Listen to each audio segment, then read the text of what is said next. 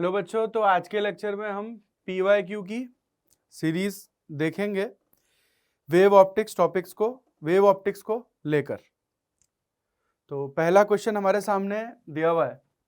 In the Young double slit experiment using a monochromatic light of wavelength lambda the path difference corresponding to any point having half the peak intensity. तो किसी point पर जो हमें intensity मिल रही है वो peak intensity की half मिल रही है, तो हमें रिलेशन देखना है। तो यहां पर हम सीधा जानते हैं कि ये फॉर्मूला जानते हैं।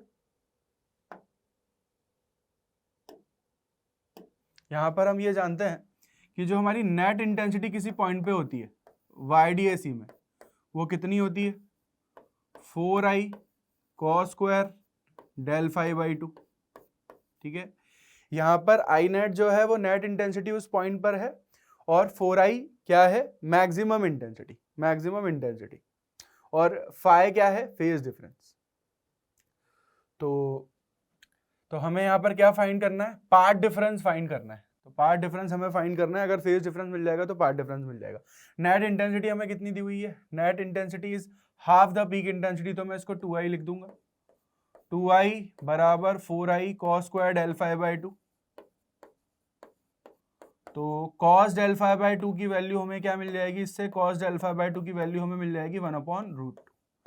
अगर cos del phi बाई 2 की वैल्यू 1/√2 है तो del phi बाई 2 हम कितना लिख सकते हैं, del phi बाई 2 हम लिख सकते हैं 2n + 1 पाई बाय 4। ठीक है, n की वैल्यू 0 रखते हैं तो पाई बाय 4, n की वैल्यू 1 रखते हैं तो 3 पाई बाय 4, ऐसे चलता जाएगा। तो del phi बाई 2 आ गया 2n + 1 पाई बाय 4। तो del phi को हम यहाँ पर क्या लिख सकते हैं, del phi को हम लिख सकते हैं 2 pi by lambda into delta x। इधर मैं 2 से डिवाइड कर देता हूँ, इधर आ जाएगा 2n + 1 पाई बाय 4। तो पाई से पाई में कैंसिल कर देता हूँ, 2 से 2 में कैंसिल कर देता हूँ। तो पाथ डिफरेंस इस सवाल में हमसे पूछा जा रहा है, जो कि कितना आ जाएगा 2n + 1 लैम्डा बाय 4। तो पाथ डिफरेंस हमारा आ जाएगा 2n + 1 लैम्डा बाय 4। तो करेक्ट आंसर हमारा क्या हो जाएगा 2n + 1 लैम्डा बाय 4। अगले क्वेश्चन की ओर चलते हैं। Using the expression 2d sin theta बराबर lambda one calculates the value of d। मतलब इस एक्सप्रेशन को यूज कर कोई d की वैल्यू कैलकुलेट कर रहा है by measuring the corresponding angles theta in the range 0 to 90 degree. The wavelength lambda is exactly known and the error in theta is constant, and the error in theta is constant for all values of theta as theta increases from 10 degree. जो error आ रहा है theta में वो constant है। तो theta को अगर हम 10 डिग्री से बढ़ाते हैं तो कौन सा ऑप्शन सही है हमें चेक करना है। तो सॉल्यूशन में हम यहां पर ऐसा सोच सकते हैं कि 2d sin थीटा किसके बराबर है, लैम्डा के बराबर है। तो यहां पर d की वैल्यू कितनी आ जाएगी, d की वैल्यू आ जाएगी λ/2 sin थीटा।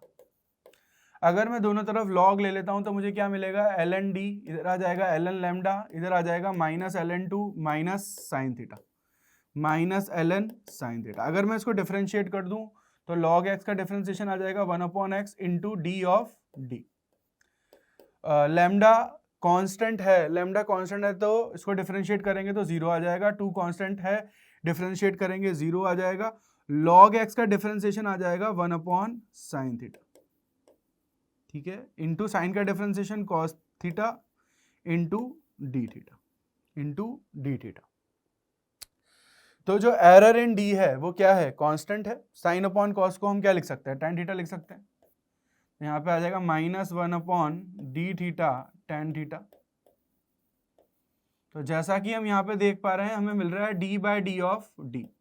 ठीक है, तो ये चीज क्या है, d/d ऑफ d है change in d per unit d, that is ये है फ्रैक्शनल एरर इन d। तो यहां पर मैं एक बात ऐसे सोच सकता हूं कि जैसे जैसे मैं अगर मैं इसका मैग्नीट्यूड लूं, है ना, मैग्नीट्यूड की बात कर लेते तो मैग्नीट्यूड हमें क्या मिल जाएगा d theta upon tan theta. तो मैग्नीट्यूड हमें यहाँ पे मिल रहा होगा d theta upon tan theta. तो मैग्नीट्यूड हमें क्या मिल रहा होगा, मतलब मैग्नीट्यूड अगर हम देखें तो मैग्नीट्यूड हमें मिल रहा होगा d theta upon tan theta. Magnitude हमें मिल रहा होगा D theta upon tan theta. तो मैं यहाँ पर ऐसा देख पाऊंगा कि जैसे जैसे मैं थीटा को बढ़ा रहा हूँ तो टेन थीटा बढ़ेगा, तो टेन थीटा बढ़ेगा तो वन अपॉन टेन थीटा क्या करेगा, घटेगा, वन अपॉन टेन थीटा घटेगा। तो यहाँ पर ये फ्रैक्शनल एरर इन डी है, तो वन अपॉन टेन थीटा घटेगा, तो हमें दिख रहा है कि जो फ्रैक्शनल एरर इन डी है वो डिक्रीज होगा। ठीक है, the fractional error in D remains constant, तो ये गलत हो जाएगा। The absolute error in D increase, absolute error क्या होगा, डी ऑफ डी, तो हमें डी ऑफ डी भी निकालना है। तो डी ऑफ डी की वैल्यू क्या आ जाएगी, D theta upon tan theta. यहाँ पर हम ये भी देख पा रहे हैं कि जो डी थीटा है वो कांस्टेंट है, D theta upon tan theta into D, D की वैल्यू कितनी है, lambda upon 2 sine theta, lambda upon 2 sine theta. एक और बात हम यहाँ पे ऑब्जर्व कर सकते हैं कि जो हमारा साइन थीटा होगा वो भी क्या करेगा, बढ़ेगा, तो 1 अपॉन साइन थीटा क्या करेगा, घटेगा, 1 अपॉन साइन थीटा क्या करेगा, 1 अपॉन साइन थीटा घटेगा। तो अगर मैं 10 डिग्री से ज्यादा वैल्यू बढ़ाऊंगा तो बढ़ाने पर 1 अपॉन साइन थीटा घटेगा, 1 अपॉन टेन थीटा घटेगा, तो जो हमारा एब्सोल्यूट एरर इन डी है वो भी क्या करेगा, घटेगा। तो यहाँ पे तो इंक्रीज दिया हुआ है तो ये गलत हो जाएगा, कांस्टेंट तो रह नहीं रहा है तो ये भी गलत हो जाएगा। तो करेक्ट आंसर हमारा क्या होने वाला है यहाँ पर, डी। अगला क्वेश्चन हमारे सामने दिया हुआ है, दो वेवलेंथ हमें दे रखी है, लैम्डा 1 400 नैनोमीटर और lambda 2 600 nanometre. Young double slit experiment में if recorded fringe width for lambda 1 and lambda 2, मतलब दो वेवलेंथ के लिए हम फ्रिंज विड्थ कैलकुलेट कर रहे हैं बीटा 1 और बीटा 2। पहली वेवलेंथ हमारी लैम्डा 1 है, दूसरी वेवलेंथ हमारी लैम्डा 2 है, इनके कॉरेस्पॉन्डिंग जो फ्रिंज विड्थ हमें मिल रही है वो बीटा 1 और बीटा 2 मिल रही है।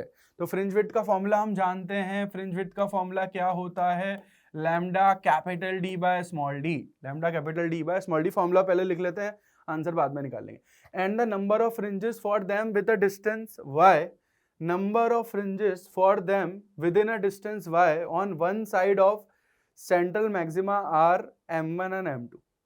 तो किसी भी y डिस्टेंस पर जो फ्रिंजेस आ रही है वो कितनी आ रही है, m1 और m2। तो मैं इसको ऐसे लिख सकता हूँ, m1 n lambda by D formula होता है, तो n m1 lambda 1 capital D by small D बराबर m2 lambda 2 capital D by small D.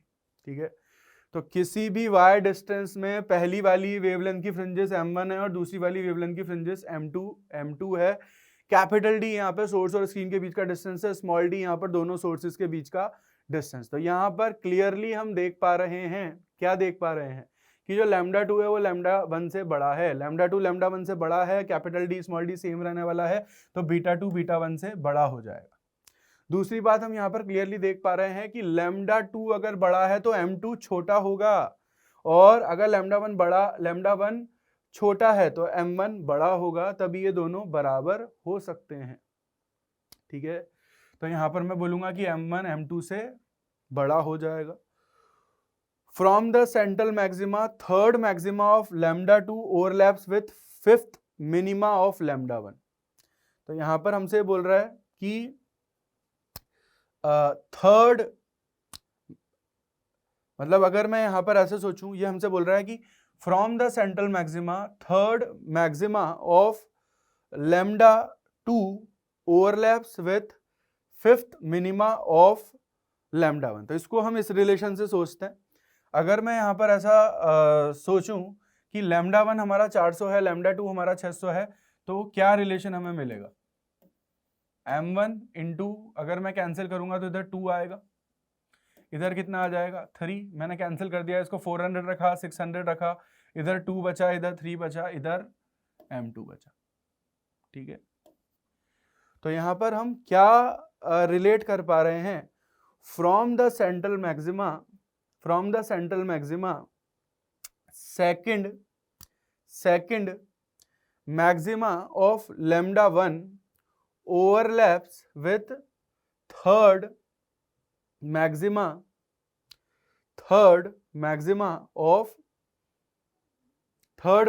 of lambda 2। ठीक है, तो यहाँ पे दिया हुआ है from the central maxima third maxima of lambda 2 overlaps with fifth minima of lambda 1, तो ये भी हम चेक करके देखते हैं क्या ये सही बैठ रहा है क्या।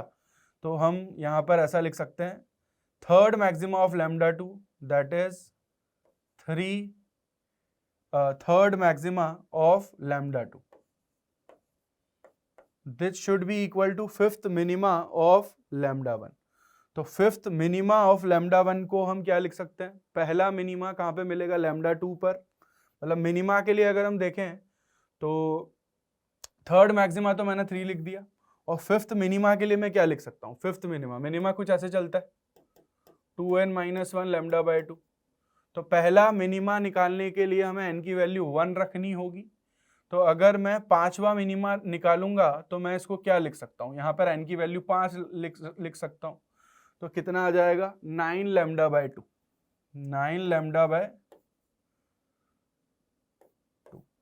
तो अगर ये रिलेशन जस्टिफाई हो गया तो हम बोलेंगे कि हमें थर्ड मैक्सिमा लैम्डा 2 का ओवरलैप करेगा फिफ्थ मिनिमा के लैम्डा 1 के साथ। तो क्या ये चेक करते हैं, लैम्डा 2 इधर मैं रख देता हूँ, क्या ये रिलेशन सेटिस्फाई हो रहा है क्या। लैम्डा 1 मैंने रख दिया 400, 9 इंटू 400 अपॉन 2, इधर क्या मिल रहा है 3 लैम्डा 2, तो 3 इंटू 600, तो यहाँ पर क्या वैल्यू मिल रही है 1800, यहाँ पे भी क्या वैल्यू मिल रही है 1800। हाँ, तो हम ऐसा बोल सकते हैं कि अगर LHS RHS इक्वल है तो मतलब ये कंडीशन भी ट्रू है और ये कंडीशन भी ट्रू है, ठीक है। तो third maxima of lambda 2 overlaps with fifth minima of lambda 1, तो ये रिलेशन भी हमें क्या मिल जाएगा, सही मिल जाएगा, ये रिलेशन भी हमें सही मिल जाएगा। अगर मैं एंगुलर सेपरेशन ऑफ फ्रिंजेस की बात करूं तो एंगुलर सेपरेशन का फॉर्मूला भी हम लिख लेते हैं। एंगुलर सेपरेशन का फॉर्मूला क्या होता है, एंगुलर सेपरेशन को हम थीटा से रिप्रेजेंट करते हैं। थीटा का फॉर्मूला क्या होता है, beta upon D, beta upon D, beta upon D. Beta क्या होता है, बीटा होता है lambda capital D by small D. तो lambda capital D upon small D, तो कैपिटल डी से कैपिटल डी कट जाएगा, तो लैम्डा अपॉन स्मॉल डी। तो ये हमारा है एंगुलर सेपरेशन ऑफ फ्रिंजेस। तो angular separation of fringes of lambda 1 is greater than lambda 2। तो यहाँ पर हम देख पा रहे हैं कि जो एंगुलर सेपरेशन है वो लैम्डा के डायरेक्टली प्रोपोर्शनल है, और लैम्डा 1 छोटा है, लैम्डा 2 बड़ा है। तो ये बोल रहा है कि लैम्डा 1 का एंगुलर सेपरेशन बड़ा है, तो लैम्डा 1 का एंगुलर सेपरेशन बड़ा नहीं होगा, छोटा होगा। तो ये रिलेशन हमारा क्या हो जाएगा, इनकरेक्ट हो जाएगा। अगले क्वेश्चन की ओर चलते हैं। अगला क्वेश्चन हमें दे रखा है, young double slit interference arrangement with slit S1 and S2 is emerged in water. तो सेकंड वाली जो स्लिट है हमने वो वाटर में इमर्ज कर दी है, वाटर का रिफ्रैक्टिव इंडेक्स 4/3 हमें दे रखा है। The position of maxima on the surface of the water are given by x square बराबर p square m square lambda square minus d square, where lambda is the wavelength of light in air, 2d is the separation between the slits. यहाँ पे दोनों slit के बीच का जो distance है वो 2d है। सेकंड वाली स्लिट को मैंने वाटर में डिप कर दिया है, ऊपर वाली जो स्लिट है वो एयर में है। तो ये रिलेशन सबसे पहले तो हमें फाइंड करना है। कैसे फाइंड करना है इसको सोचते हैं। भाई यहाँ पर एक पॉइंट है, पॉइंट का स्लिट के सेंटर से डिस्टेंस x है। तो हम बहुत क्लियरली जानते हैं कि अगर किसी भी पॉइंट पे मुझे पाथ डिफरेंस निकलना होगा तो मैं ऐसे लिखूंगा S2p minus S1p, S2p minus S1p। अब मैं यहाँ पर ऐसे सोच लेता हूं कि यहाँ पर mth ऑर्डर का मैक्सिमा बन रहा होगा, तो मैं इसको m लैम्डा लिख देता हूँ। mth ऑर्डर का मैक्सिमा बन रहा होगा तो मैं इसको m लैम्डा लिख देता हूँ। S2p क्योंकि ये वाटर में है, तो हमें याद है वाटर में जो ऑप्टिकल पाथ आएगा वो कितना आएगा, मतलब जो पाथ आएगा वो तो आ जाएगा under root of x square plus d square. यहाँ पे भी पाथ कितना आएगा, under root of x square plus d square. लेकिन हमें पाथ नहीं लेना होता है, हमें ऑप्टिकल पाथ लेना होता है। तो यहाँ पे जो ऑप्टिकल पाथ आएगा वो आएगा mu time geometrical path, mu time geometrical path. Mu यहाँ पर एयर के लिए मैंने 1 रख दिया, यहाँ पे मैंने म्यू रख दिया, म्यू की वैल्यू में 4/3 अभी पुट कर दूंगा। तो 4/3 under root of x square plus d square minus of under root of x square plus d square बराबर m lambda. Under root x square plus d square में कॉमन ले लेता हूं, 4/3 माइनस 1 यहाँ पे इधर आ जाएगा 3, तो यहाँ पे मैं लिख देता हूँ 3 m लैम्डा। अगर मैं इसका स्क्वायरिंग करूंगा तो यहाँ पे ऐसा आएगा x square 9m square lambda square minus D square. तो यहाँ पर हमसे पी स्क्वायर जो है, पी स्क्वायर हमारा 9 आ रहा है, तो पी स्क्वायर अगर हमारा 9 आ रहा है तो पी की वैल्यू हमारी 3 आएगी। तो पी की वैल्यू हमसे पूछी जा रही थी सवाल में, तो पी की वैल्यू हमारी क्या हो जाएगी 3। तो सवाल में कॉन्सेप्ट बस यही लगाना है कि जो ऑप्टिकल पाथ होता है वो म्यू टाइम ज्योमेट्रिकल पाथ होता है। Optical path is mu times geometrical path. Optical path is mu times geometrical path. तो सेकंड वाले रीजन के लिए जो ऑप्टिकल पाथ आएगा वो 4/3 टाइम्स द लेंथ आएगा। तो अगर कोई सवाल यही ऐसा बनाती है जिसमें एक जगह मीडियम अलग है दूसरी जगह मीडियम अलग है, तो हमें उस मीडियम के रिफ्रैक्टिव इंडेक्स से पाथ लेंथ को मल्टीप्लाई करना होगा, तभी हम इफेक्टिव पाथ निकाल पाएंगे। तो इसको हमें इफेक्टिव लिखना चाहिए। इफेक्टिव मतलब ऑप्टिकल पाथ हमें लेना होगा, ठीक है। तो यहां पर लैम्डा जो है वो क्या है, wavelength in air. Lambda is wavelength in air. तो इस प्रकार से हम इस सवाल को सॉल्व कर सकते हैं। अगला क्वेश्चन हमारे सामने दिया हुआ है, while conducting the Young double slit experiment a student replace the 2 slits. तो जो वर्टिकल स्लिट्स होती थी वो स्टूडेंट ने कैसे रख दी, मतलब एक हॉरिजॉन्टल प्लेट ली है XY प्लेन में और यहाँ पे 2 होल कर दिए और नीचे सोर्स लगा दिया, ठीक है। मतलब जो सोर्सेस है वो हॉरिजॉन्टल हो गए, मतलब वर्टिकल सोर्सेस ना लेकर उसने हॉरिजॉन्टल सोर्सेस ले लिए, ठीक है। तो 2 कोहेरेंट सोर्सेस है S1 और S2 emitting light of wavelength 600 nanometre. तो यहाँ पे जो लाइट है उसकी वेवलेंथ कितनी है, 600 नैनोमीटर, ठीक है। The student mistakenly place the screen parallel to exact plane. तो एक स्टूडेंट ने यहाँ पर एक्जेक्ट प्लेन में एक स्क्रीन लगा दी है एट अ डिस्टेंस d बराबर 3 मीटर। तो ये डिस्टेंस हमें यहाँ पर 3 मीटर दिया हुआ है। डिस्टेंस हमें क्या दिया हुआ है, 3 मीटर। और स्मॉल डी की वैल्यू हमें दे रखी है 0.06003 mm। 0.6003 mm, ठीक है। The distance between the sources is 0.6003, capital D 3 है। The O is the point of intersection. यहाँ पे जो O है वो स्क्रीन और S1 S2 के इंटरसेक्शन पॉइंट है। Which of the following is true of the intensity pattern on the screen. तो इस स्क्रीन पे इंटेंसिटी पैटर्न कैसा मिल रहा है उसके रिगार्डिंग कौन सा ऑप्शन सही है, ये हमें चेक करना है, ठीक है। तो यहां पर हम ऐसा बोल सकते हैं कि लाइट एक तो इस सोर्स से आएगी और लाइट एक इस सोर्स से आएगी। तो किसी P पॉइंट पर 2 लाइट मिल रही है, आकर इंटरफेयर कर रही है आकर, ठीक है। 2 लाइट आकर किसी पॉइंट पर इंटरफेयर कर रही है। तो यहां पर हम ऐसा देख पा रहे हैं कि इस पॉइंट को अगर मैं किसी सर्कल में घुमाता हूं, अगर मैं इस पॉइंट को किसी सर्कल में घुमाता हूं तो मेरा पाथ डिफरेंस पूरे सब सर्कल या सेमी सर्कल मुझे बोलना चाहिए, पाथ डिफरेंस इस पूरे सेमी सर्कल पर कैसा रहेगा, कांस्टेंट रहेगा। मतलब अगर मैं O से जैसे इस पॉइंट P पे था तो यहां किसी भी सेमी सर्कल वाले पॉइंट पे सब जगह पाथ डिफरेंस क्या रहने वाला है, कांस्टेंट रहने वाला है, ठीक है। तो पाथ डिफरेंस अगर सेमी सर्कल पे कांस्टेंट रहने वाला है तो फ्रिंजेस हमारी कैसी बन रही होंगी, पहला बोल रहा है hyperbolic fringes and dark band with foci symmetrically placed about O in x direction. तो हाइपरबोलिक फ्रिंजेस तो बन नहीं रही है, बिल्कुल हमें दिख रहा है कि यहाँ पर फ्रिंजेस हमें कैसे मिल रही है, semi circular bright and dark fringes centred at O। तो फ्रिंजेस का जो सेंटर है वो O पर आएगा और semi circular bright and dark fringes हमें यहाँ पर मिल रही होगी। अगला ऑप्शन हमें दे रखा है the region very close to the point O will be dark. तो O पॉइंट पर एट पॉइंट O अगर मैं सोचूं, एट पॉइंट O अगर मैं पाथ डिफरेंस निकालूं तो पाथ डिफरेंस मैं आपको यहाँ पर सिखाता हूं। ये वाली रे चलेगी S1O, दूसरी वाली रे चलेगी S2O। तो जब मैं दोनों को सबट्रैक्ट करूंगा तो मेरा पाथ डिफरेंस कितना आ जाएगा, D आ जाएगा। पाथ डिफरेंस कितना आ जाएगा, D आ जाएगा, ठीक है। पाथ डिफरेंस D आ जाएगा। अगर मैं यहाँ पर D बाय लैम्डा निकालता हूँ, D बाय लैम्डा कैलकुलेट करने की कोशिश करता हूँ, तो D बाय लैम्डा मुझे क्या मिल रहा होगा इसको मैं सोचता हूँ। D बाय लैम्डा मुझे क्या मिल रहा होगा इसको मैं सोचता हूँ।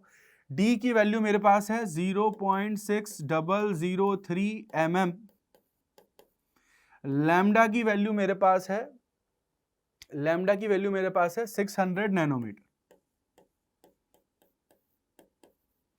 इसको जब मैं सॉल्व करूंगा तो d बाय लैम्डा मुझे क्या मिलेगा, इसको मैं देख पा रहा हूं, ये मुझे मिलेगा 0.6003 इंटू 10 की power 6 divided bye 600, divided by 600 या डिवाइडेड बाय 600। मैं डबल 2 0 भी कैंसिल कर देता हूँ, इधर 4 आ जाएगा, इधर 6 आ जाएगा, ठीक है, इधर 4 आ जाएगा, इधर 6 आ जाएगा। तो इसको मैं सॉल्व करता हूँ तो मुझे क्या मिल रहा है, d बाय लैम्डा मिल रहा है 6003 बाय 6, तो d by lambda is 6003 by 6 which should be equal to 1000 point, अगर मैं इसको डिवाइड करूं 0.5, ठीक है, 1000.5। तो इसको मैं कैसे लिख सकता हूं, इसको मैं ऐसे लिख सकता हूं,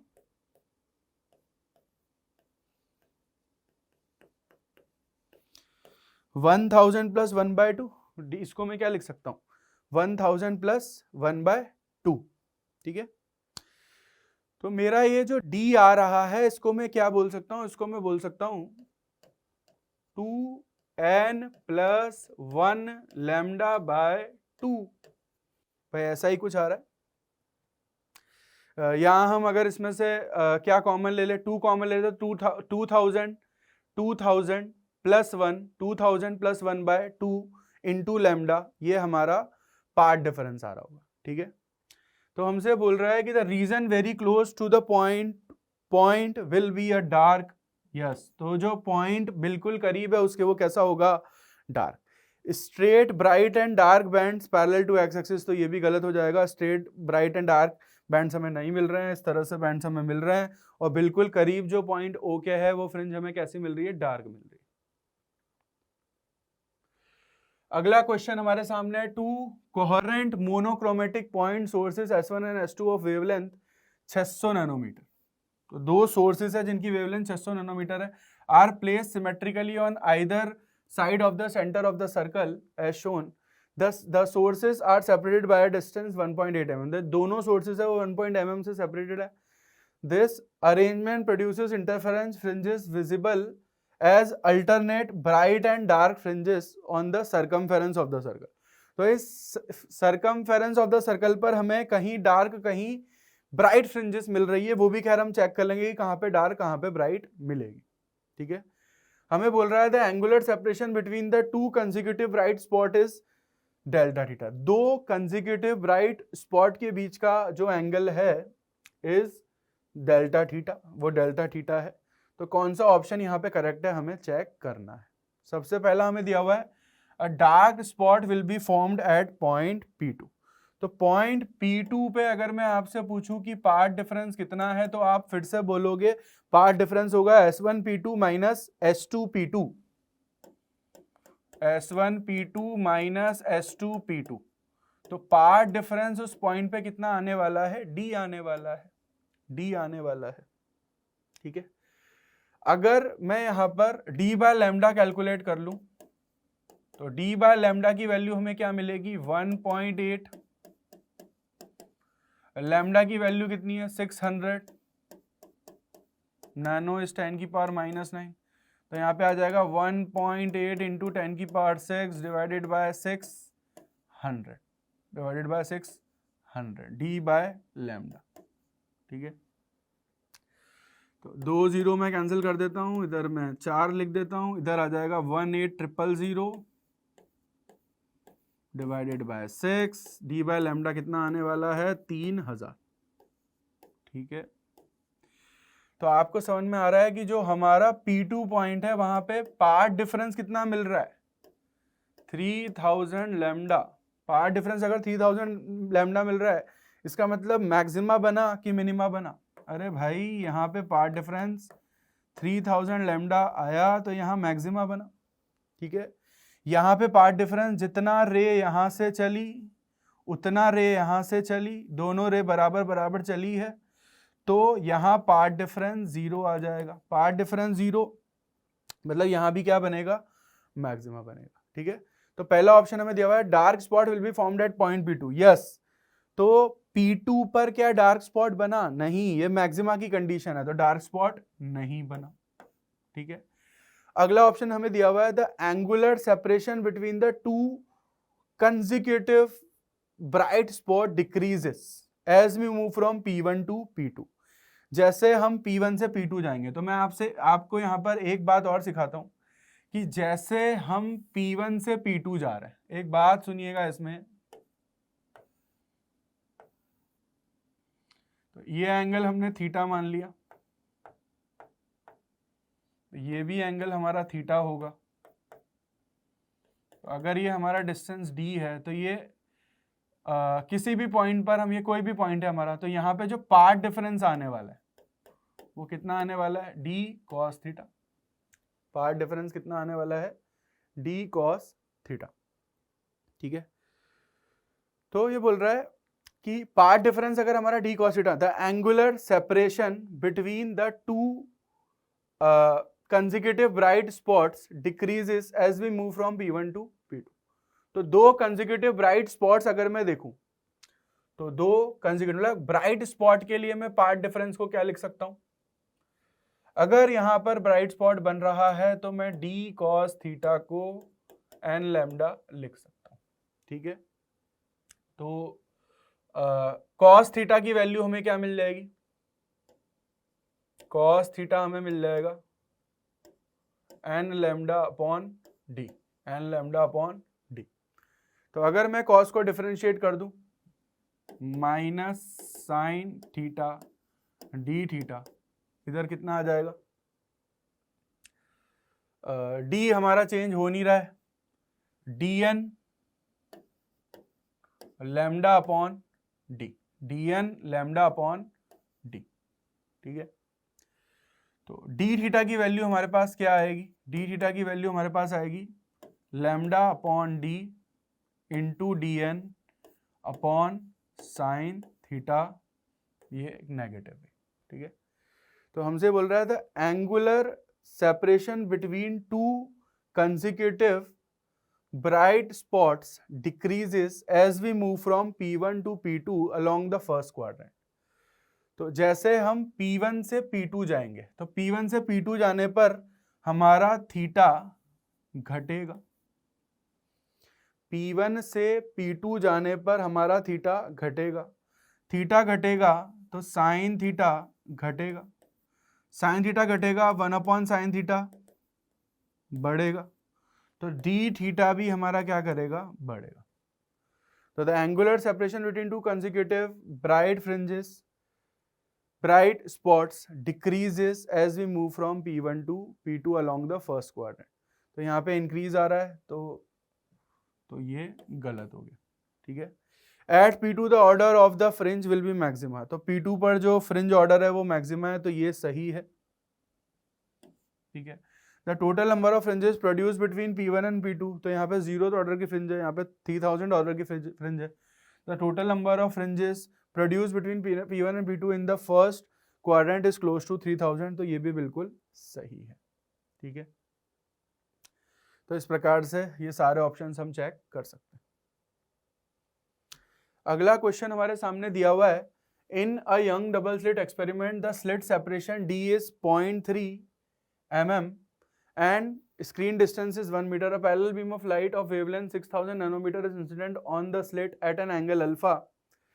On the screen, the point O is equidistant from the slits and distance PO is 11 mm. Which of the following statement is correct?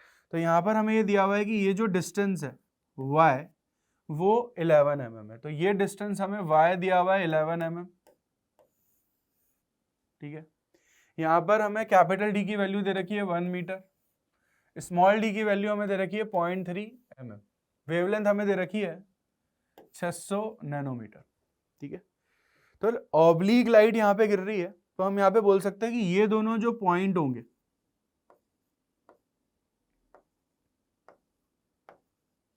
वो एक ही वेव फ्रंट पे लाया करेंगे, तो ये एक हमने एक वेव फ्रंट बना दिया। तो S1 S2 डैश में इसको ले लेता हूं, ये मैं S2 ले लेता हूँ, ये हमारे दो सोर्सेस होते हैं S1 और S2। तो ये दोनों एक ही वेव फ्रंट पे लाई कर रहे हैं, ठीक है, ये दोनों एक ही वेव फ्रंट पे लाई कर रहे हैं। पहला ऑप्शन हमें दे रखा है फॉर अल्फा बराबर 0.36 upon pi degree there will be destructive interference at point O।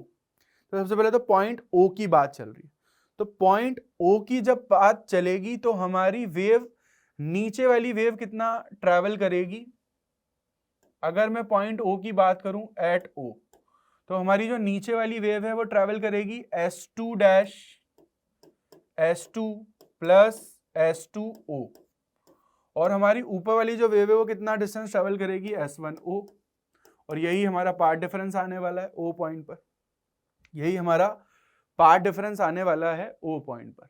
तो S2 dash S2 plus S1O minus S1O, तो पार्ट डिफरेंस हमारा आने वाला है S2 dash S2, this is the path difference, this is the path difference. तो अगर ये हमारा पार्ट डिफरेंस है तो हमें ये लेंथ ही तो फाइंड करनी है, ये वाली लेंथ हमें फाइंड करनी है। अब ये लेंथ हम कैसे फाइंड करेंगे, अगर ये एंगल हमारा अल्फा होगा, ठीक है, तो ये एंगल हमारा होगा, ये भी अल्फा होगा, ये अल्फा होगा, ये 90 माइनस अल्फा होगा, ये अल्फा होगा, तो ये होगा d, तो ये होगा d cos अल्फा, ये होगा d sin alpha, d sin alpha. तो ये जो लेंथ है मेरी S2 डैश S2, इसको मैं लिख देता हूं d sin alpha, d sin alpha. अगर एंगल हमारा स्मॉल है तो साइन अल्फा को मैं अल्फा लिख सकता हूं, तो मैं इसको d अल्फा लिख देता हूं, यहाँ पे हमारा पार्ट डिफरेंस O पर आ जाएगा। अल्फा की वैल्यू हमें रेडियन में लेनी है, d हमें क्या दिया हुआ है, d हमें दिया हुआ है 0.3 mm, 0.3 mm। अल्फा हमें क्या दिया हुआ है, अल्फा हमें दे रखा है 0.36 अपॉन पाई, 0.36 upon pi into pi upon 180, ठीक है, रेडियन में मैंने इसको कन्वर्ट कर दिया, तो ये हमें डेल्टा मिल जाएगा, ये हमें क्या मिल जाएगा, डेल्टा। इसको सॉल्व हम कर लेते हैं, इसको जब हम सॉल्व करेंगे, ये मैंने कैंसिल कर दिया, हमें क्या वैल्यू मिल जाएगी, 36 इंटू 6 इंटू 10 की power minus 6 divided by 180, this should be equal to delta, ठीक है। 0.36 इंटू 3 आएगा, 3 0.36 इंटू 3 इंटू 10 की पावर माइनस 6 डिवाइडेड बाय 180, तो इसको अगर मैं सॉल्व करूंगा तो क्या वैल्यू मिलेगी, 18.2, तो 6 इंटू 10 की पावर माइनस 7, 6 इंटू 10 की पावर माइनस 7, तो यहाँ पे मैं ऐसा भी बोल सकता हूँ 6 इंटू 10 की पावर माइनस 4 mm, ये हमारा पार्ट डिफरेंस आ रहा है, ये हमारा पार्ट डिफरेंस आ रहा है, ठीक है। तो अगर ये हमारा पार्ट डिफरेंस आ रहा है तो हम यहाँ पे चेक कर लेते हैं, ये मुझे बोल रहा है there will be destructive interference at point O, तो हमारा जो पार्ट डिफरेंस आ रहा है वो कितना आ रहा है, 6 इंटू 10 की पावर माइनस 4 mm। तो पार्ट डिफरेंस को मैं यहाँ पे लिख देता हूँ 2n माइनस 1 लैम्डा बाय 2, ठीक है। अगर n की वैल्यू इंटीजर आ गई तो हम समझ सकते हैं कि यहाँ पर कैसा इंटरफेरेंस होगा, डिस्ट्रक्टिव इंटरफेरेंस होगा। तो यहाँ पे मैं रख देता हूँ 6 इंटू 10 की power minus 4 mm, which should be equal to 2n minus 1, lambda की वैल्यू हमें सवाल में क्या दी थी, लैम्डा की वैल्यू हमें दी थी 600 नैनोमीटर अपॉन 2। इसको अगर मैं सॉल्व करूंगा, mm को मैं 10 की पावर माइनस 3 लिख के इसको मैं mm हटा देता हूँ, यहाँ पे मैं 10 की पावर माइनस 7 कर देता हूँ, ठीक है। तो यहाँ पर अगर मैं कैंसिल करूँ तो 10 की पावर माइनस 7, 10 की पावर माइनस 7 कट गया, यहाँ पर 2 आ गया, तो n की वैल्यू कितनी आ गई है यहाँ पर 3, 2 मैंने 2 प्लस 1 3 बाय 2, ठीक है। तो n की वैल्यू इंटीजर तो नहीं आई है, अगर n की वैल्यू इंटीजर नहीं आई है तो हम ये बोल सकते हैं कि डिस्ट्रक्टिव इंटरफेरेंस यहाँ पर नहीं हो रहा है। Fringe spacing depends upon alpha, तो फ्रिंज स्पेसिंग हम जानते हैं बीटा होता है lambda capital D by small D. तो बीटा अगर होता है lambda capital D by small D, तो फ्रिंज स्पेसिंग क्यों बदलेगी, मतलब अल्फा पे डिपेंड नहीं करेगी, ठीक है। फॉर अल्फा बराबर 0.36 upon pi degree there will be destructive interference at point P. तो अब हमें पॉइंट पी की बात करनी है। तो पॉइंट पी के लिए अगर मैं सोचूं तो पार्ट डिफरेंस कितना आ जाएगा, देखो मैं आपको पार्ट डिफरेंस बताता हूँ। यहाँ पर जो पार्ट डिफरेंस आएगा, अगर ये वाला एंगल अल्फा था तो ये वाला एंगल हमारा थीटा होगा। अगर ये वाला एंगल थीटा होगा तो हम जानते हैं कि ये जो पार्ट डिफरेंस आता है वो कितना आता है। अगर ये डी है, ये एंगल भी थीटा है, तो यहाँ पर आएगा डी साइन थीटा, ठीक है। तो S1 से P जाने के लिए ऊपर वाली रे तो इतना डिस्टेंस ट्रेवल करिए नीचे, लेकिन नीचे वाली रे ये पूरा नीचे वाला पार्ट ट्रेवल करिए S2 डैश S2 P, ठीक है, S2 डैश S2 और S2P। तो नीचे वाली रे ऊपर वाली रे से कितना ज्यादा पार्ट ट्रेवल करी है वो मैं आपको दिखा देता हूँ। नीचे वाली रे ऊपर वाली रे से कितना एक्स्ट्रा पार्ट ट्रेवल करी है, वो ट्रेवल करी है D sine alpha plus D sign theta. ये फॉर्मूला भी बहुत अच्छे तरीके से जानते हो आप, इसको आप डी अल्फा लिख सकते हो, इसको आप डी वाई बाय डी लिख सकते हो। इसकी वैल्यू जस्ट आपने अभी निकाली है, क्या निकाली है, this is equal to 6 into 10 की पावर -4 mm। तो मैं यहाँ पर mm plus d y by d में रख देता हूँ। डी की वैल्यू फिर से मैं देख लेता हूँ 0.3 mm।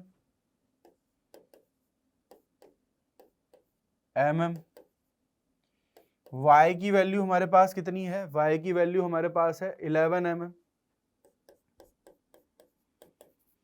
कैपिटल डी हमारे पास कितना है, कैपिटल डी हमारे पास है 1 मीटर। तो यहाँ पर पार्ट डिफरेंस हमें कितना मिल जाएगा, 6 इंटू 10 की पावर -4, 6 इंटू 10 की पावर -4 mm प्लस 33 इंटू 10 की पावर -7 या 33 इंटू 10 की पावर -4 mm। तो कुल मिलाकर कितना आने वाला है, 39 इंटू 10 की पावर -4 mm। तो ये हमारा पार्ट डिफरेंस हमें मिल गया। अब हमसे बोल रहा है कि there will be destructive interference at point P. तो ये चेक कर लेते हैं कि 39 पार्ट, अगर मैं पी के लिए चेक करूं तो 39 इंटू 10 की power path difference is equal to 2n-1 lambda by 2। अगर n इंटीजर आ गया है तो हम बोलेंगे कि क्या बनेगा, डिस्ट्रक्टिव, ठीक है। तो यहाँ पे आने वाला है 39 इंटू 10 की पावर -4, इधर आएगा 2n-1 अपॉन 2 लैम्डा की वैल्यू कितनी है, 600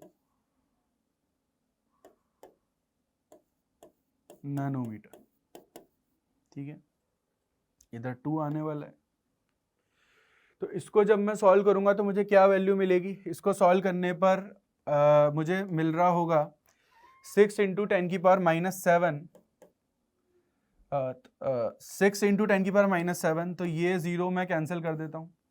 इधर मिलेगा 39 इंटू 2/6, 39 इंटू 2 डिवाइडेड बाय 6, इधर मुझे मिलेगा 2n-1। तो अगर मैं सॉल्व करता हूँ वैल्यू तो कितना मिल रहा होगा,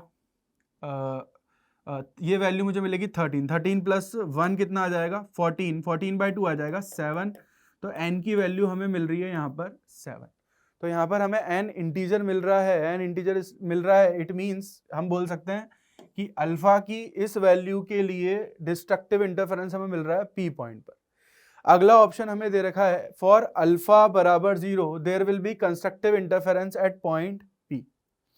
अगर मैं अल्फा की वैल्यू 0 रख दूं तो मुझे कंस्ट्रक्टिव इंटरफेरेंस मिलेगा P पर। इसको चेक कर लेते हैं। अगर मैं अल्फा की वैल्यू 0 रख देता हूं तो P पर अल्फा अगर 0 है तो पार्ट डिफरेंस अगर मैं P पे कैलकुलेट करूं तो पार्ट डिफरेंस कितना आएगा, dy बाय डी आएगा, d साइन थीटा आएगा या dy बाय डी आएगा। इसकी वैल्यू कितनी है, 33 इंटू 10 की पावर -4 mm, 33 इंटू 10 की पावर -4 mm। इसको भी हम चेक कर सकते हैं, कंस्ट्रक्टिव इंटरफेरेंस है, मतलब कितना लिख देंगे, 33 इंटू 10 की पावर -4 या -7 कर लेते हैं, एन लेमडा कर लेते हैं, कंसेक्टिव इंटरफेरेंस बोला है, लेमडा कितना है 600, तो 6 इंटू 10 की पावर -7, -7 से -7 चला गया। एन की वैल्यू यहाँ पर कितनी आ गई 11, मैंने 3 से कैंसिल कर दिया, 11/2। तो यहाँ पर हम देख पा रहे हैं कि n इंटीजर नहीं आ रहा है, n इंटीजर नहीं आ रहा है, इट मीन्स यहाँ पर कंस्ट्रक्टिव इंटरफेरेंस नहीं होगा। तो केवल सही ऑप्शन कौन सा है, सी। तो इस क्वेश्चन में हमें दे रखा है parallel beam of light strikes a piece of transparent glass having cross section as shown in the figure, correct shape of the emergent wave front will be. मतलब हमें एक ट्रांसपेरेंट ग्लास पीस दे रखा है, इस पे लाइट इंसिडेंट करा रहे हैं, तो हमें इमर्जेंट वेव फ्रंट डिस्कस करना है कि इमर्जेंट वेव फ्रंट कैसा होगा। तो यहाँ पर हम ये समझ पा रहे हैं कि हमारी इंसिडेंट जो लाइट है वो पैरेलल बीम है, तो पैरेलल बीम के लिए इंसिडेंट वेव फ्रंट कैसा होता है, प्लेनर वेव फ्रंट होता है। कैसा वेव फ्रंट होता है, प्लेनर वेव फ्रंट होता है। तो अगर मैं इस ग्लास को 3 पार्ट में डिवाइड करूं, तो मुझे पहला जो पार्ट है वो इस प्रकार से एक प्लेनो कॉन्वेक्स लेंस मिलेगा, दूसरा पार्ट मुझे प्लेनो कॉनकेव लेंस मिलेगा, और तीसरा पार्ट मुझे फिर से प्लेनो कॉन्वेक्स लेंस मिलेगा। तो अगर मैं इस पर एक लाइट गिराता हूं जो कि पैरेलल बीम है, तो वो बीम इमर्ज करके कुछ इस प्रकार से नजर आएगी, यहां पर इमर्ज बीम इस प्रकार से नजर आएगी, और यहां पर इमर्ज बीम इस प्रकार से नजर आएगी। तो इस प्रकार से हमें इमर्जेंट बीम यहां पर मिल रही होगी। तो यहां पर वेव फ्रंट भी हम जानते हैं कि कैसा वेव फ्रंट हमें दिखता है, भाई यहाँ पे वेव फ्रंट हमें ऐसा मिलता है, यहाँ पे वेव फ्रंट हमें ऐसा मिलता है, यहाँ पे वेव फ्रंट हमें ऐसा मिलता है। ये हम जानते हैं, बेसिक है बिल्कुल, कि अगर मैं इन तीनों को कंबाइन करूं तो मुझे कौन सा वेव फ्रंट यहाँ पर सबसे सटीक मिलेगा। तो जो वेव फ्रंट हमें सबसे सही मिलेगा वो मिलेगा ए वाला। तो पहले इस प्रकार से कुछ कर्व्ड होगा, फिर ऐसे कर्व्ड होगा, फिर ऐसे कर्व्ड होगा। अगर मैं तीनों को मिला दूं तो वेव फ्रंट कुछ इस प्रकार से हमें नजर आएगा। तो करेक्ट आंसर यहाँ पे क्या हो जाएगा, ए। तो नेक्स्ट क्वेश्चन देखते हैं हम। नेक्स्ट क्वेश्चन क्या है, a physical quantity S is defined as S is E cross B upon mu naught, where E is electric field, B is magnetic field, mu naught is permeability of free space. The dimension of S are the same as the dimension of which of the following quantities? तो S हमें यहाँ पे क्या दे रखा है, S is E cross B upon mu naught, तो S is E into B upon mu naught हमें दे रखा है। तो इलेक्ट्रिक फील्ड को हम क्या लिख सकते हैं, फोर्स अपॉन चार्ज, ठीक है। मैग्नेटिक फील्ड को की यूनिट हम क्या लिख सकते हैं, ये मैं यूनिट लिख रहा हूं, मैग्नेटिक फील्ड की यूनिट हम क्या लिख सकते हैं, टेस्ला। भाई अगर हम म्यू नॉट की बात करें तो हमें पता है फॉर्मूला होता है field is mu naught I upon 2r, और अगर हम सर्कुलर कॉइल की फील्ड देखें सेंटर पे तो mu naught I upon 2r होती है। तो म्यू नॉट की यूनिट क्या आ जाएगी, tesla into meter upon ampere. तो ये हमारी म्यू नॉट की यूनिट होने वाली है, तो ये हमारी म्यू नॉट की यूनिट होने वाली है। ये सारी यूनिट मैं यहाँ पे डाल देता हूँ, तो मैं यहाँ पे लिखूंगा फोर्स अपॉन चार्ज, इधर मैं लिखूंगा टेस्ला, इधर मैं लिखूंगा टेस्ला मीटर अपॉन एम्पियर, इसको मैं लिखूंगा tesla meter upon ampere, tesla meter upon ampere.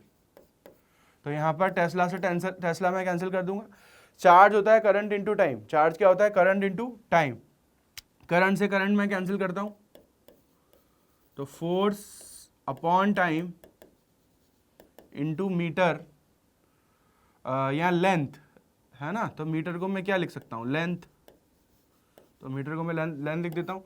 तो सही है आंसर क्या हो जाएगा हमारा बी। इससे हम एक और आंसर निकाल सकते हैं, भाई force upon length into time है, तो पावर क्या होता है, भाई अगर मैं इसको लेंथ से मल्टीप्लाई करूं, तो अगर मैं इसको लेंथ से मल्टीप्लाई करता हूं तो force into length divided by length का स्क्वायर इंटू टाइम। तो फोर्स इंटू लेंथ हमारा वर्क हो गया, work done upon time, power होता है, तो लेंथ स्क्वायर को एरिया लिख सकते हैं, तो इसको हम क्या लिख सकते हैं, power upon force into length upon time is power, power is work done upon time and length का स्क्वायर इज एरिया, तो ये एरिया हो गया। तो करेक्ट हमारे आंसर क्या हो जाएंगे, बी एंड डी। तो इस क्वेश्चन में हमें एक डबल स्लिट सेटअप दे रखा है फिगर में वन ऑफ द स्लिट, एक स्लिट मीडियम 2 में है और दूसरी स्लिट यहाँ पर मीडियम 1 में है, n1 और n2 इक्वल नहीं है। The line joining at the slit is perpendicular to the interface. दो जो स्लिट को लाइन ज्वाइन कर रही है वो इस इंटरफेस के परपेंडिकुलर है। Distance between the slit d दे रखा है। स्लिट विड्थ जो है वो d से बहुत छोटी है। Monochromatic parallel beam of light is incident on the slit from medium 1। Medium 1 से यहाँ पर कोई पैरेलल बीम ऑफ लाइट हमने मीडियम 2 पर गिराई। Detector is placed in medium 2 at an angle. Detector is placed in medium 2 at large distance at an angle theta from the line joining them. तो जो detector है वो यहाँ पे theta angle बना रहा है इस लाइन के साथ और यहाँ पे रखा हुआ है। So that theta equals the angle of refraction of the beam. Theta यहाँ पर एंगल ऑफ रिफ्रैक्शन है बीम का। Consider two approximately parallel rays. तो यहाँ पर हम दो parallel rays बना रहे हैं, मतलब हमें यहाँ पर दो पैरेलल रेस लेनी है जो कि ये डिटेक्टर रिसीव कर रहा है और कुछ ऑप्शंस हमें चेक करने हैं। तो ऑप्शन हमें दे रखा है the phase difference between the two rays is independent of d. The two rays interfere constructively at the detector. The phase difference between the two rays depends on n1 but is independent of n2। The phase difference between the two rays vanishes only for values of d and angle of incidence of the beam with theta being the corresponding angle of refraction। तो ये option हमें check करना है। तो इस question को कैसे solve करेंगे ये हम देखते हैं। तो यहाँ पर हम ऐसा देख सकते हैं कि ये हमारी स्लिट्स है, ये हमारी स्लिट्स है।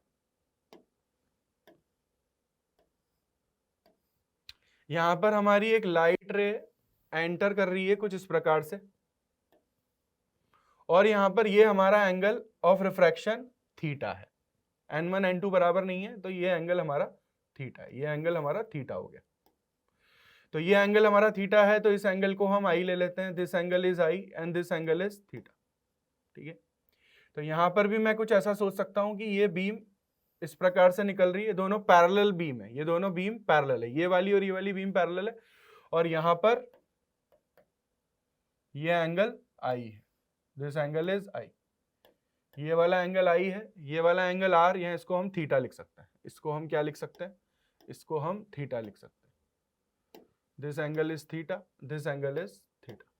ठीक है, अब मैं क्या करता हूं, यहां से एक परपेंडिकुलर गिरा देता हूं, यहां से भी एक परपेंडिकुलर गिरा देता हूं। तो मैंने परपेंडिकुलर यहां से ड्रॉप कर दिए, एक परपेंडिकुलर मैंने इधर ड्रॉप कर दी, एक परपेंडिकुलर मैंने इधर ड्रॉप कर दी। तो यहां पर मैं ऐसा सोच सकता हूं कि ये मेरा एक वेव फ्रंट होगा इनिशियल, ये मेरा इनिशियल वेव फ्रंट है। ठीक है, ये मेरा इनिशियल वेव फ्रंट है। तो यहां पर हम ये सोच सकते हैं कि अगर डिटेक्टर हमारा यहां रखा हुआ है, डिटेक्टर हमारा यहां रखा हुआ है, यहां हमारा डिटेक्टर है। ठीक है, दिस इज आवर डिटेक्टर, ये हमारा डिटेक्टर है। अगर ये हमारा डिटेक्टर है, ये हमारा डिटेक्टर है, तो ये सोर्स हमारा यहां अगर इनिशियल हमारा वेव फ्रंट है तो हमें जो पाथ डिफरेंस लेना पड़ेगा, मतलब पहली वेव का जो पाथ लेना पड़ेगा वो यहां से यहां तक लेना पड़ेगा और दूसरी वेव का पाथ हमें यहां से यहां तक लेना पड़ेगा। तो हमें पहली वाली वेव का पाथ ये वाला यहां से इस वाले पॉइंट से इस वाले पॉइंट तक लेना है और दूसरी वेव का पाथ मुझे इस पॉइंट से इस पॉइंट तक लेना है, तभी मुझे यहाँ पर पाथ डिफरेंस मिलेगा जो कि डिटेक्टर डिटेक्ट कर रहा होगा। ठीक है, अगर ये एंगल आई है तो ये भी एंगल मेरा आई होगा, ये भी एंगल मेरा आई होगा। अगर ये एंगल मेरा थीटा है तो ये एंगल मेरा 90 माइनस थीटा, ये एंगल मेरा थीटा होगा, ये एंगल मेरा थीटा होगा। ठीक है, तो यहां पर अगर मैं इस वाले पाथ की लेंथ निकालूं तो इस वाले पाथ की लेंथ हम सबसे पहले तो निकालने की कोशिश करते हैं। अगर मेरी ये वाली लेंथ, इस लेंथ को मैं बोल देता हूं ए बी, मतलब ये जो हॉरिजॉन्टल लेंथ है अगर मैं इसको ए बी बोलूं तो अगर ये ए बी है तो ये ए बी कॉस आई होगा, ये ए बी साइन होगा, ए बी साइन आई, ये वाली लेंथ होगी ए बी साइन आई। तो मैंने ये वाली जो लेंथ है, ये वाली जो लेंथ है इसको मैंने ए बी साइन आई बोल दिया, ए बी साइन आई बोल दिया। सिमिलरली मैं अब ये वाली लेंथ कैलकुलेट कर लेता हूं। ठीक है, तो अगर मेरी ये लेंथ ए बी है तो ये वाली लेंथ मेरी क्या होगी, A B sine theta, A B sine theta, ये लेंथ मेरी होगी ए बी साइन थीटा। मैं ऐसा देख पा रहा हूं कि ये वाली लेंथ और ये वाली लेंथ दोनों इक्वल है, मतलब मैं यहां पर ऐसे लिख देता हूं कि ये दोनों लेंथ इक्वल है। तो अगर मुझे दोनों रेस के बीच में पाथ डिफरेंस चाहिए तो पाथ डिफरेंस मैं कैसे लिख सकता हूं, ये हम सोचते हैं। ये वाला मीडियम हमारा n1 है, ये वाला मीडियम हमारा n2 है। तो ऊपर वाली रे के लिए जो पाथ आएगा वो आएगा, पाथ डिफरेंस हमें लिखना है। पाथ क्या आएगा, n1 ab into sine i minus n2 into A B sine theta, n2 into A B sine theta. तो ये हमारा ऊपर वाली रे का पाथ हो गया, ये हमारी नीचे वाली रे का पाथ हो गया, और ये दोनों पाथ लेंथ बराबर है। तो this is the path difference detected by the detector by the two, मतलब दो वेव्स का पाथ डिफरेंस हमने यहाँ पर निकाल लिया जो कि डिटेक्टर ने डिटेक्ट किया हुआ। एक और बात हम यहाँ पे लिख सकते हैं, स्नेल्स लॉ लगा सकते हैं। स्नेल्स लॉ में क्या लिख सकता हूँ, स्नेल्स लॉ में लिख सकता हूँ n1 साइन आई किसके बराबर होगा, n2 साइन आई के, n2 साइन थीटा के बराबर होगा। ठीक है, मैंने यहाँ पे स्नेल्स लॉ लगा दिया। तो साइन n1 साइन आई किसके बराबर है, n2 साइन थीटा के बराबर। तो यहाँ पर ए बी अगर हम कॉमन लेते हैं, n1 साइन आई n2 साइन थीटा के बराबर है, तो ए बी इंटू 0 हमें कुछ मिल रहा होगा। तो पाथ डिफरेंस जो कि डिटेक्टर डिटेक्ट कर रहा है वो क्या है, 0 है। अब ऑप्शंस हम चेक करते हैं। ऑप्शन में दे रखा है the phase difference between the two rays is independent of theta. तो पाथ डिफरेंस हमारा 0 आ रहा है। फेज डिफरेंस का फॉर्मूला क्या होता है, 2 pi by lambda into delta x, 2 pi by lambda into delta x. तो the phase difference between the two rays is independent of theta, बिल्कुल सही है, थीटा पर डिपेंड नहीं कर रहा है। The two rays interfere constructively at the detector. तो ये भी हम बोल सकते हैं कि टू रे कंस्ट्रक्टिवली इंटरफेयर करेगी eight the detector, because constructive interference के लिए पाथ डिफरेंस क्या होता है, कंस्ट्रक्टिव इंटरफेरेंस के लिए पाथ डिफरेंस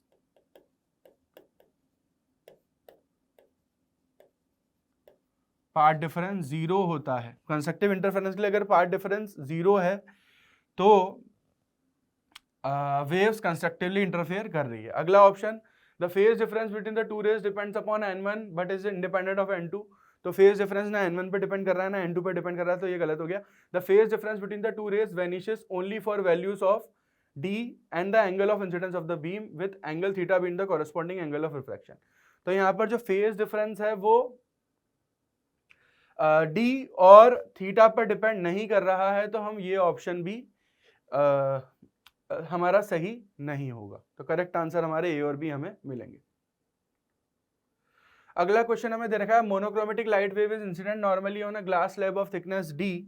एक ग्लास स्लैब है जिसकी थिकनेस d है, इस पर हम मोनोक्रोमेटिक लाइट इंसिडेंट करा रहे हैं। The refractive index of the slab increases linearly from n1 to n2। तो जो स्लैब है उसका रिफ्रैक्टिव इंडेक्स ऊपर जाने पर n1 से n2 बढ़ रहा है और इस स्लैब की हाइट h है। Which of the following statement is true about the wave emerging out of the slab. तो जब ये वेव बाहर निकल रही है इस स्लैब से, तो कौन सा स्टेटमेंट सही है ये हमें चेक करना है। तो यहाँ पर हम कुछ ऐसा बोल सकते हैं कि n2 n1 से बड़ा है। अब हम ये जानते हैं कि वेलोसिटी का फॉर्मूला क्या होता है, c बाय n। तो जिस मीडियम का रिफ्रैक्टिव इंडेक्स ज्यादा होगा वहां पर स्पीड क्या होगी, कम होगी। वहां पर स्पीड क्या होगी, कम होगी। तो अगर मैं यहाँ पर एक वेव फ्रंट इंसिडेंट करा रहा हूं तो ऊपर वाला जो वेव फ्रंट होगा वो स्लो होगा, है ना। ऊपर वाले वेव फ्रंट मतलब ऊपर वाला जो यहाँ पर पॉइंट है वो स्लो होगा, वेव फ्रंट का जो पॉइंट है वो स्लो हो जाएगा। या मतलब मैं बोल सकता हूं कि ये स्लो चलेगा और ये फास्ट मूव करेगा।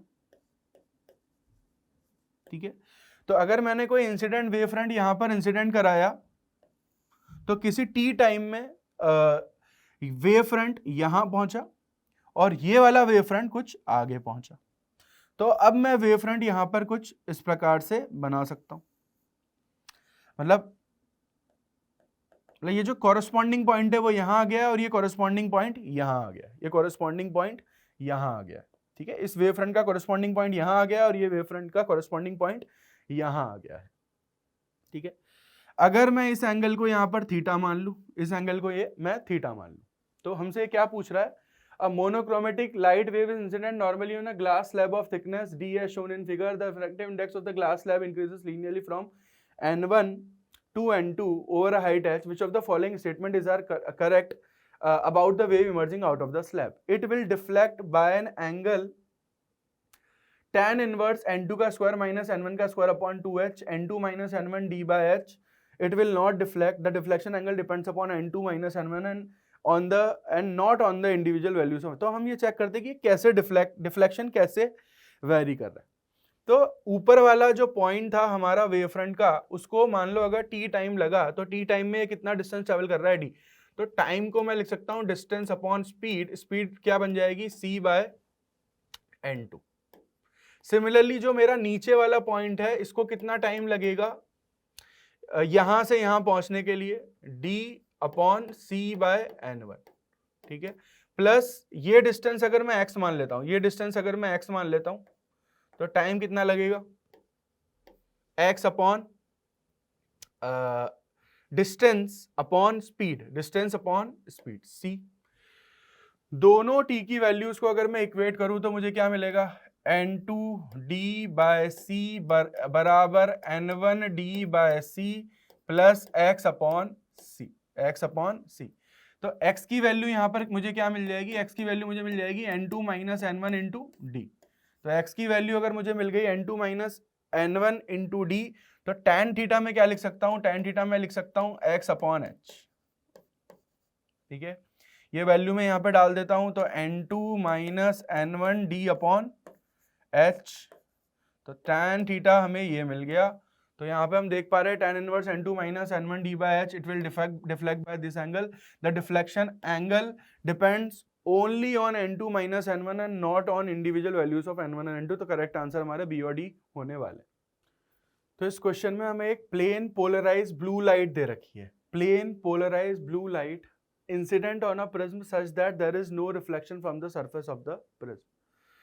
तो अगर कोई प्लेन पोलराइज ब्लू लाइट है और इस सरफेस से कोई रिफ्लेक्शन नहीं हो रहा है, ठीक है, और इमर्जेंट एंगल यहाँ पर हमें 60 दे रखा है. The angle of minimum deviation, एक और हमें रेड लाइट दे रखी है, और रेड लाइट के लिए एंगल ऑफ मिनिमम डेविएशन हमें 30 दे रखा है.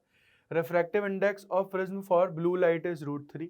तो इस वाले प्रिज्म के लिए जो प्रिज्म का रिफ्रैक्टिव इंडेक्स है वो √3 है.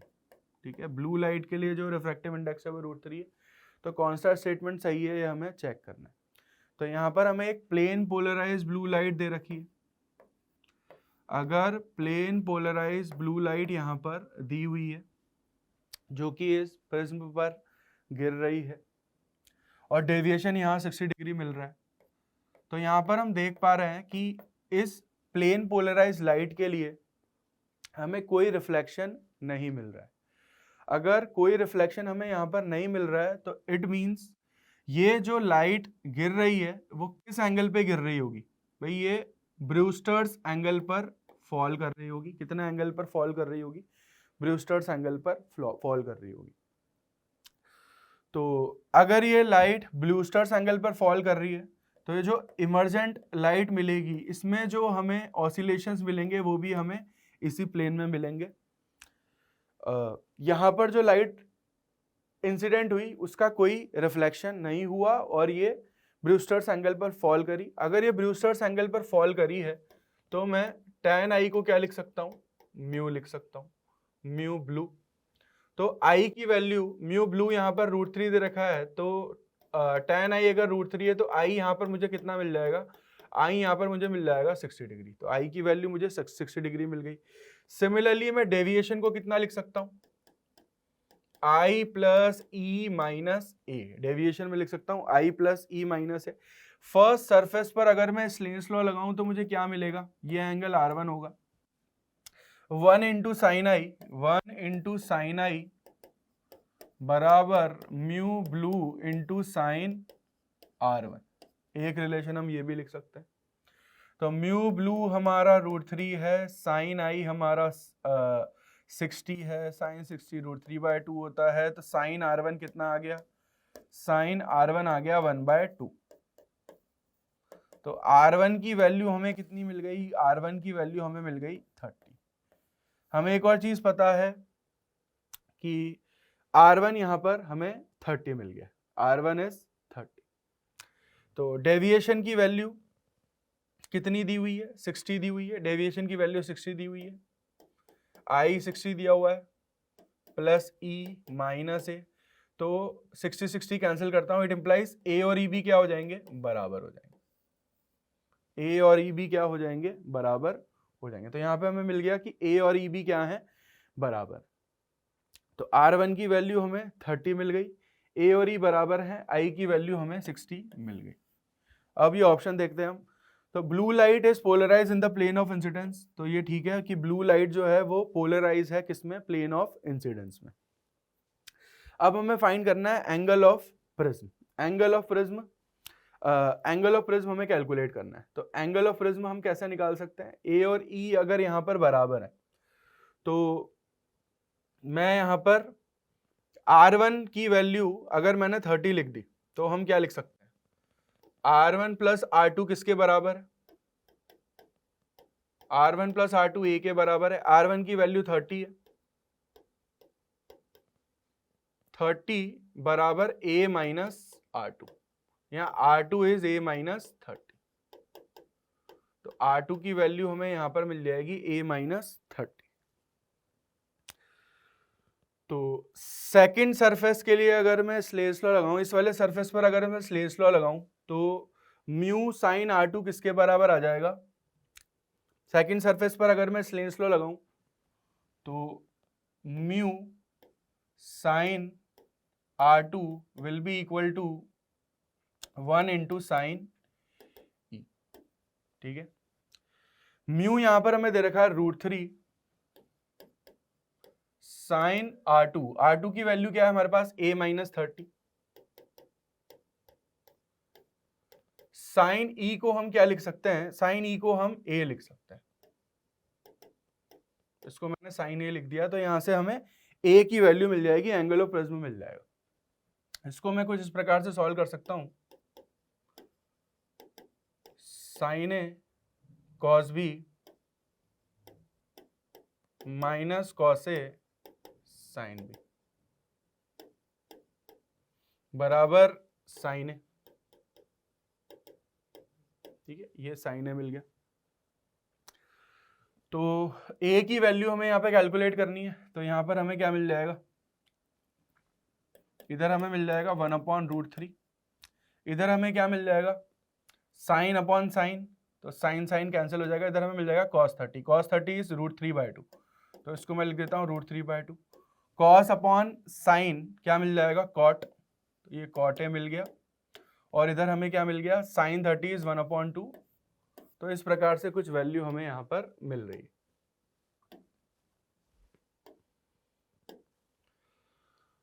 तो √3/2 1/√3, तो क्या वैल्यू मिलेगी, √3/2 minus 1/√3 is cot A/2, cot A/2। तो मैं इसको √3 से मल्टीप्लाई करता हूँ, √3 से डिवाइड करता हूँ, तो √3 माइनस √3/2/3, इधर आ जाएगा cot A/2, ठीक है। तो इसको अगर मैं सॉल्व करूंगा तो मुझे क्या मिलेगा, √3 3 माइनस 1 3 माइनस 2/2 इंटू 3, यहाँ पर हमें मिल जाएगा cot A/2, 2 से 2 मैं कैंसिल कर देता हूँ, 3 माइनस 2 1 आ जाएगा, 1/√3, तो tan A कितना आने वाला है, tan A √3 आने वाला है। तो tan A अगर √3 आने वाला है तो A की वैल्यू हमें कितनी मिल गई, A की वैल्यू हमें मिल गई है 60 डिग्री। तो यहाँ पर हमें दे रखा था कि एंगल ऑफ प्रिज्म इज 45, तो ये गलत हो गया, एंगल ऑफ प्रिज्म 45 नहीं है, एंगल ऑफ प्रिज्म कितना है, 60 है। अगला पार्ट हमें दे रखा था refractive index of the material of the prism for red light is √2। तो रेड लाइट के लिए जो लाइट है वो मिनिमम डेविएशन पर हमें मिल रही है, मिनिमम डेविएशन के लिए म्यू हमें पता है वो कितना होता है, sine deviation minimum plus A/2 upon sine A/2।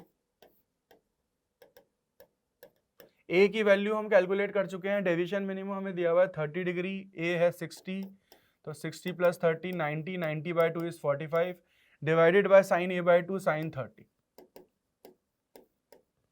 तो म्यू यहाँ पर सॉल्व करने पर हमें कितना मिल जाएगा, √2, और ये किस लाइट के लिए, रेड लाइट के लिए हमें म्यू मिल रहा है जो कि √2 आ जाएगा।